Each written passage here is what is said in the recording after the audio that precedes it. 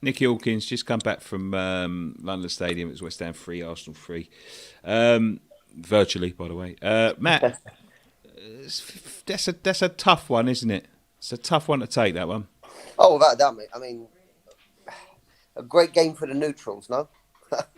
But for a West Ham fan, I mean, devastating. I mean, a self-inflicted draw that I mean, really, really hurt. I mean, it was a really, really difficult result to take. I,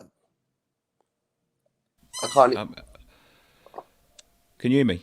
Yeah, mate. Yeah. Yeah, I mean, it is a tough one to take. 3-0 up and we was cruising.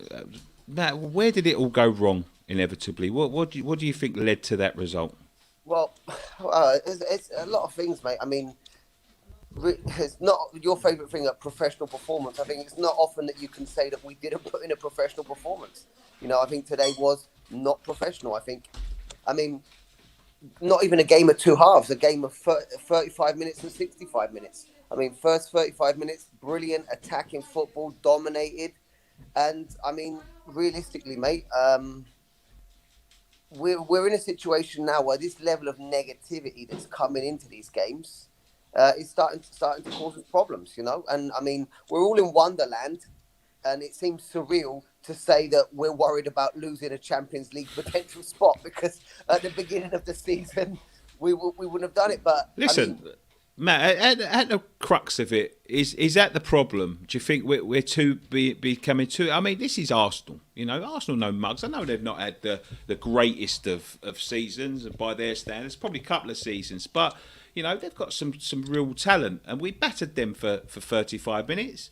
And then we took our foot off the gas. Are the players starting to feel the pressure? Are the fans being a bit too expectant? Are we? I mean, I'll talk about this in a minute, but I've got some other things to talk about. But are we starting to become victims of our own success, yeah, so to speak? without a doubt, mate. I mean, it's all of the above, I think. But that doesn't stop us giving us the right to get excited because, it's not often that we're in this kind of situation, Yeah. so it's nice to be able to do it. But the only worry that I have, mate, is that I think we're all becoming slightly frustrated by the negativity that's being shown in big games. And the one thing, Moyes has done such a wonderful job, mate. But I just worry, seeing comments, seeing everything, that he's going to start to lose the fan base. You know what I Mm. mean? He's going to start to alienate the fan base because it is so frustrating. Like, for example, like today, it's the Arsenal. They're a good team. Odegaard destroyed us today. I mean, he dominated the game. I mean, we had Callum Chambers looking like a prime Cafu. I mean, for Christ's sake. I mean, we couldn't deal with the crosses. I mean, even Dawson looked confused the whole game. I mean, he had a terrible game, especially for the third goal. I mean, there's a lot of things, mate. I mean, let's take it there. The negativity, the substitutions. I mean, defensive errors. We need a Bonner back without a doubt. I mean, that's a must. Mm. Masuaku back to give us a little bit more of Option. an option. And at 3-2, mate. I mean, I don't know about you, but I think we could all see it coming. To be honest, don't you think? Yeah. I think Yeah. it was one of those ones.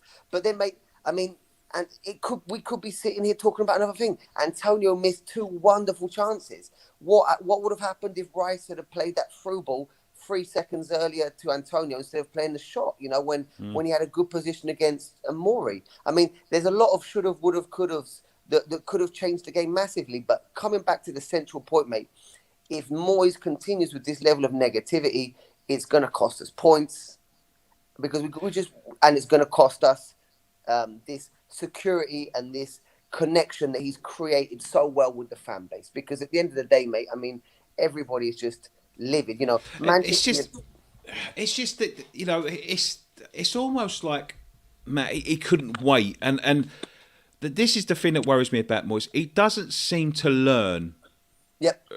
from that negative approach. Every time we've gone into a big game, we've gone in negative. Look at the teams we've gone in positive against. Tottenham, we beat them.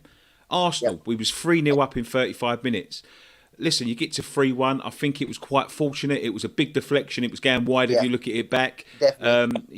It's but second half, I don't know you got the players have got to take some of the blame. Of course. But when you look at the substitutions, especially, you know, we was getting success going at them, pressing them higher. You know, look, there was some definite fortunate, you know, refereeing decisions that you know is only excusable. But at the heart of it, mate, I think you've got to look at it and say, like, you know, there are the players. I think everyone's to blame today. I don't think you can point your finger at one thing, but players and management for their decisions.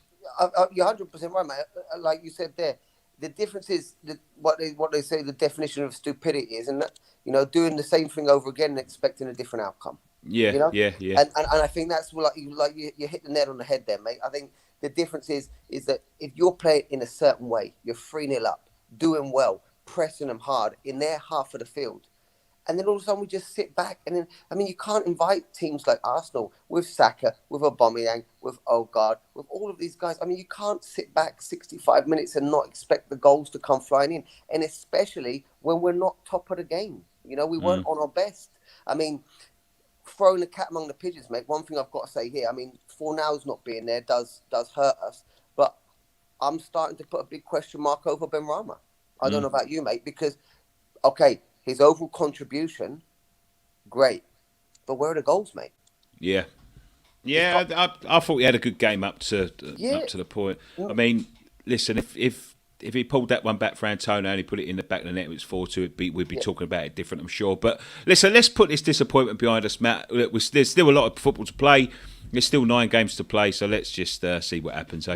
We do need, mate. I think, I mean, like I said there, mate, I'm not criticising Benrahma, but we need goals from him. And we've got, I don't know how many points you want, but from Wolves, Leicester, Newcastle, mate, I think we need 7 there.